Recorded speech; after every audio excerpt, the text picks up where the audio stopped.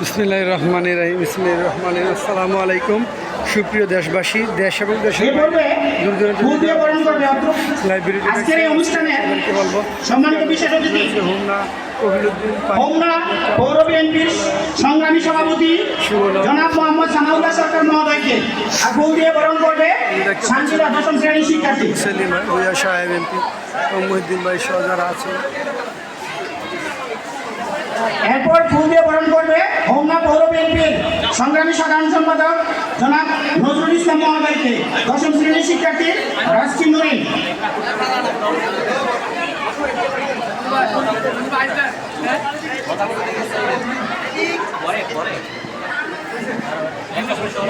ফুল দিয়ে বরণ করার জন্য আমি আহ্বান করছি ইসরাত জাহানকে অষ্টম শ্রেণীর শিক্ষার্থী।